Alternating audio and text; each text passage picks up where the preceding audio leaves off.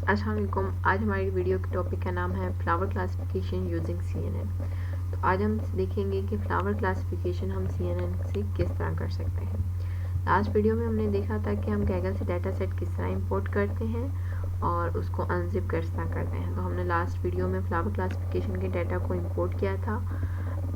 उसके लिए हमने क्या किया था कि इंपोर्ट OS किया था, इंपोर्ट जिप किया था। यहाँ पे मैंने अपनी जो भी API की फ़ाइल डाउनलोड की थी, यहाँ पे मैंने उसका पाथ दे दिया था और यहाँ पे मैंने उस फ्लावर क्लासिफिकेशन डाटा सेट का पाथ दिया था। और उसके बाद हमारे पास जिप फाइल जो थी हमारी ड्राइव में डाउनलोड होकर आ गई थी और उसको फिर हमने अनजिप किया था। ठीक है, तो यहाँ से हमारी वो तो प्रीवियस वीडियो की बात होगी। यहाँ से हम अपनी न्यू वीडियो की बात स्टार्ट करते हैं। उसमें सबसे पहले हम क्या करेंगे, अपनी लाइब्रेरीज को इंपोर्ट करवाएंगे, जिसमें हमारे पास numpy है, OS है, टेंसरफ्लो है, इंपोर्ट टेंसरफ्लो है, STF import from TensorFlow, import Keras, import layers. इस तरह करके हम जो लाइब्रेरीज की हमें जिन लाइब्रेरीज की रिक्वायरमेंट थी उन लाइब्रेरीज को मैंने डाउनलोड यहाँ पे इंस्टॉल कर लिया है, इंपोर्ट करवा लिया। अब यहाँ पे डाटा डायरेक्टरी का मैंने एक वेरिएबल बनाया है, जिसके अंदर मैंने यहाँ पे पाथ जो हमारे जिसमें फ्लावर की पिक्चर्स पड़ी हुई थी वो मैंने दे दिया है। os.list डायरेक्टरी से हम देख लेंगे कि हमारे पास कितने फोल्डर्स या कितनी क्लासिफिकेशन है। हमारे पास डेजनी है, डैंडीलाइन है, टुलिप है, हमारे पास रॉस है, सनफ्लावर है। अब हम अपनी डाटा की प्री प्रोसेसिंग की तरफ आ जाते हैं। उसमें सबसे पहले हमने क्या किया है, कुछ पैरामीटर्स को असाइन कर लिया है। बैच साइज मैंने 32 दे दिया है, इमेज हाइट और इमेज विड्थ मैंने 180 दिया है। अच्छा, बेस्ट प्रैक्टिस ये होती है कि हम अपने डाटा को 80 और 20 में डिवाइड कर लें। तो 80% डाटा जो है वो मैंने ट्रेनिंग में दिया है एंड 20% डाटा जो है वो मैंने वैलिडेशन में दिया है। ये जो मैंने स्प्लिट किया है ये टेंसरफ्लो की लाइब्रेरी की हेल्प से मैंने स्प्लिट किया है। यहाँ पे डाटा डायरेक्टरी वैलिडेशन स्प्लिट मैंने 0.2 रखा है, सबसेट यहाँ पे ट्रेनिंग और सीड मैंने 123। इमेज हाइट हमारे पास 180x180 है, बैच साइज मेरे पास 32 है। तो हमारे पास टोटल जो इमेजेस थी हमारे डाटा सेट में 4323 थी। उसमें से 3459 इमेजेस जो हैं वो मैंने अपनी ट्रेनिंग डाटा सेट के लिए दे दी हैं। और इसी तरह जिस तरह मैंने ट्रेन डाटा सेट को स्प्लिट किया, इसी तरह वैलिडेशन डाटा सेट के लिए हमने कोड लिख लिया है, जिसमें 20% हमारा वैलिडेशन डाटा है और 864 फाइल्स हैं वो हमारी वैलिडेशन के लिए यूज़ होंगी। ठीक हो गया, हमने यहाँ पे अपने डाटा को स्प्लिट कर लिया 80 और 20% में। अब मैंने क्लास नेम देखने के लिए कि मेरे पास कौन कौन सी क्लासेस मेरे डाटा सेट में हैं, तो उसके लिए मैंने ये सिंपल सा कोड लिखा है, class name equal to train_ds dot class name. ठीक है, तो उस हमारे पास डेजनी, डैंडीलाइन, रॉस, सनफ्लावर और टुलिप ये नंबर ऑफ क्लासेस हमारे पास यहाँ पे मौजूद है। अब हमारा डाटा जो है इस सिंपल से कोड से विजुलाइज कर लेते हैं। मैटप्लॉटलिब से यहाँ पे मैंने अपने डाटा को विजुलाइज कर लिया है, इंपोर्ट करवाया मैटप्लॉटलिब को और यहाँ पे ये जो 9 इमेजेस हैं इनको मैंने प्लॉट कर लिया है।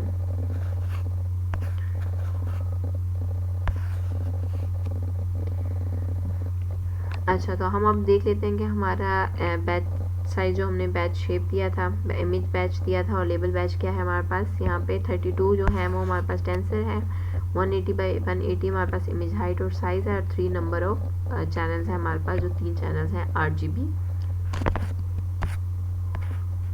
और नेक्स्ट यहाँ पे मैंने स्टैंडर्डाइज किया डाटा को, अपने डाटा को नॉर्मलाइज किया है 0 और 1 में। तो उसके लिए ये हमारे पास कोड है, इसकी हेल्प से मैंने अपने डाटा को जो है नॉर्मलाइज कर लिया। अब मिनिमम जो होगा हमारे पास वो 0.0 होगी और मैक्सिमम मेरे पास 1 होगी। उसके बाद अपने मॉडल को जो है क्रिएट कर लिया है। नंबर ऑफ क्लासेस हमारे पास कितनी है, 5, क्योंकि हमारे पास 5 नंबर ऑफ क्लासिफिकेशन है फ्लावर्स की। उसमें अब मैंने कन्वेंशन 2D यूज़ किया है, मैक्स पूलिंग यूज़ किया। पहले मैंने 16 नंबर ऑफ फिल्टर दिए, उसके बाद 32, फिर 64, फिर 128 और उसके बाद मैंने अपने जो मॉडल कन्वेंशन लेयर्स थी उनको फ्लैटन किया है, फिर डेंस लेयर दी है, फिर उनको डेंस कर लिया। 128 हिडन लेयर्स दी हैं यहाँ पे और नंबर ऑफ क्लासेस मतलब कि हमें 5 नंबर ऑफ क्लासिफिकेशन चाहिए तो वो मैंने दिया है यहाँ पे 5। एक्टिवेशन फंक्शन हमने यहाँ पे रेलू का यूज़ किया है। ये हमने मॉडल ट्रेन कर लिया है। अपने मॉडल का क्रिएट कर लिया है। अब हम इस मॉडल को कंपाइल कर लेंगे। मॉडल को कंपाइल करने के लिए ऑप्टिमाइज़र मैंने एडीएम दिया है और loss cross categorical cross entropy दिया है, क्योंकि हमारे पास नंबर ऑफ क्लासिफिकेशन है, तो उसके लिए ये लॉस यूज़ होगा। हमारे पास मेट्रिक, हमारे पास एक्यूरेसी है, और इपोक्स मैंने यहाँ पे 10 दी हैं, और यहाँ पे ट्रेंड दिया ऐसे दिया, वैलिडेशन दिया ऐसे दिया, इपोक्स 10 नंबर ऑफ 10। यहाँ पे इपोक्स जो है 10 चलने के बाद मेरे पास जो एक्यूरेसी आई है, ट्रेनिंग एक्यूरेसी, वो 95 आई है, और वैलिडेशन एक्यूरेसी मेरे पास 66 आई है। तो इस एक्यूरेसी तो ये लग रहा है कि मतलब ट्रेनिंग पे बहुत अच्छा काम कर रहा है, लेकिन वैलिडेशन पे अच्छा काम नहीं कर रहा। लेकिन हमें क्या चाहिए कि जितना अच्छा काम वो ट्रेनिंग पे कर रहा है, इतना ही अच्छा काम वो वैलिडेशन पे करे। तो इसका मतलब ये है कि जो हमारा मॉडल है वो ओवरफिट होना स्टार्ट हो गया।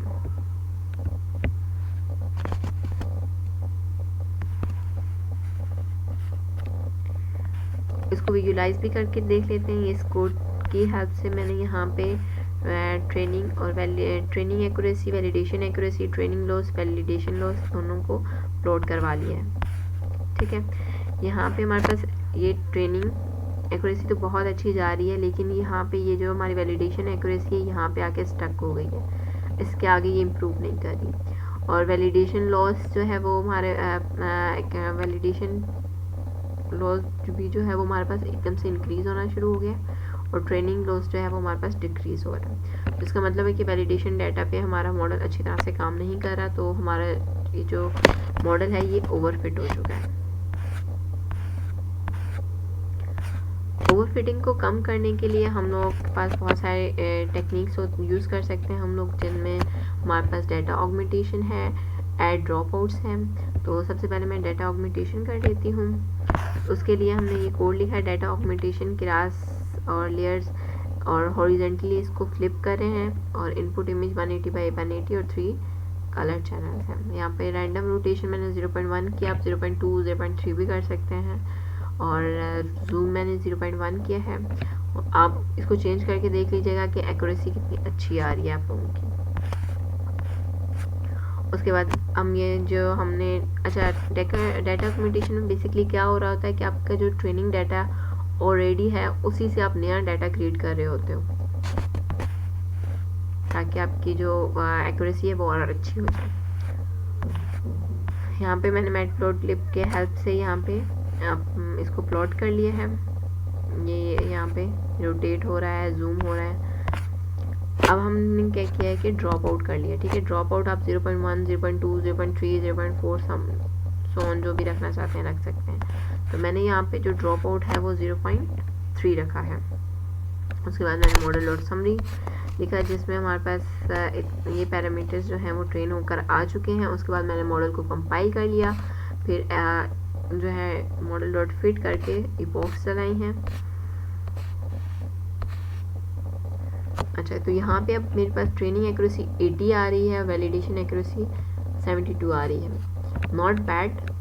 अब इसमें आप जो है मैं नेक्स्ट वीडियो में इंशाल्लाह कोशिश करूँगी कि इंस्पेक्शन V3 के जो है वो प्री ट्रेन मॉडल यूज़ करूँ और इसकी एक्यूरेसी को और बेटर करूँ। और आप लोग दूसरी भी टेक्निक्स यूज़ कर सकते हैं अपने जो फ्लावर क्लासिफिकेशन के मॉडल को की एक्यूरेसी को इंक्रीज़ करने के लिए। तो हम यहाँ पे ट्रेनिंग इसको प्लॉट करके देख लेते हैं। तो यहाँ पे ये देखें, यहाँ तक तो ये अच्छा जा रहा है। उसके बाद यहाँ पे स्टक हो गया है, और वैलिडेशन लॉस भी नीचे की तरफ आ रहा है। अच्छा, एक और चीज़ मैंने यहाँ पे जो की है वो ये की है कि हम लोग अपना जो मॉडल है जो हमने अभी ट्रेन किया है इसको डिप्लॉय करके देख लेते हैं, ताकि हमें पता चल जाए कि हमारी एक्यूरेसी कितनी अच्छी आ रही है।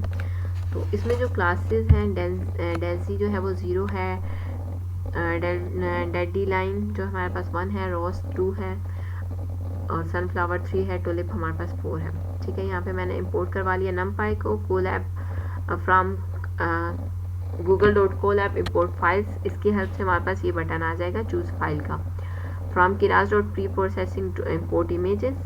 अच्छा, तो अब जैसे मैं इसको चलाऊंगी, यहाँ पे हमारे पास क्या होगा, ऑप्शन देगा ये चूज फाइल का। यहाँ से मैं अपने लोकल सिस्टम से फाइल को चूज़ कर लेती हूँ।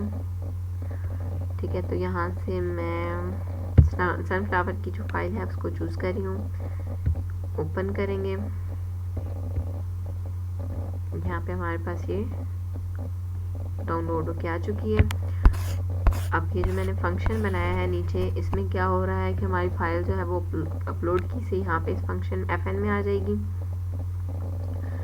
fn फॉर इन यहाँ पे जाएगा, फिर हमने यहाँ पे पाथ दे दिया, इमेज को लोड करेगा और x इसको एरे में कन्वर्ट कर देगा इमेज को। यहाँ पे np इसकी एक्सपेंशन इसकी जो भी डार्क वो है डायमेंशन है इसको एक्सपेंड कर देगा। फिर रिजल्ट जो है रिजल्ट वेरिएबल के अंदर model dot predict test image, यहाँ पे इमेज पास कर दी हमने और यहाँ पे ये रिजल्ट के अंदर वेरिएबल के अंदर सेव हो जाएगी। अब इस रिजल्ट को मैंने क्या किया है, आर्गमैक्स किया है। तो इसकी हेल्प से ये जो होगा इंडेक्स की मैक्सिमम वैल्यू जो होगा वो प्रिडिक्ट में आ जाएगी हमारे पास। ठीक है, ये हमने नंपाई में पढ़ा था। अब उसके बाद प्रिंट हमारे पास होकर आ जाएगा। देखते हैं क्या हो क्या आता है।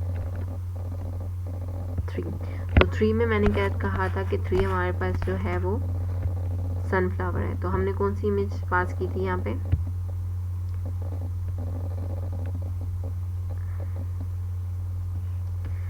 यहाँ से देख लेते हैं, हमने लोकल सिस्टम से अपलोड की थी ना, तो ये हमने सनफ्लावर की इमेज को अपलोड किया था। एक और टेस्ट कर लेती हूँ मैं। उसके लिए हम यहाँ पे शिफ्ट एंटर प्रेस करेंगे, चूज फाइल,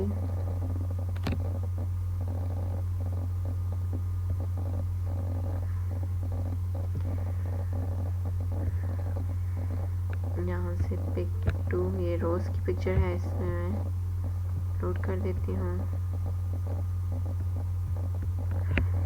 इसको रन कर देती हूँ।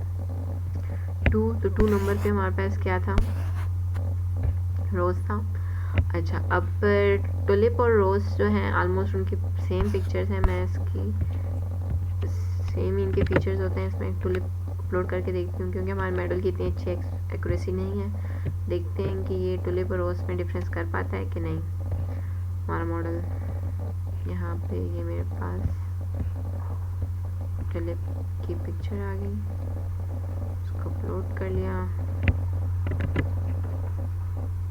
अच्छा, तो यहाँ पे भी ये नंबर 2 दे रहा है, तो इसका मतलब है कि ये रोज और टुलिप में डिफरेंस नहीं कर पा रहा। तो इसके लिए हमें अपने मॉडल की एक्यूरेसी को इंक्रीज़ करना होगा और इंशाल्लाह हम नेक्स्ट वीडियो में इंस्पेक्शन V3 से कोशिश करेंगे कि अपने मॉडल की एक्यूरेसी को इंक्रीज़ कर सकें। Thank you so much.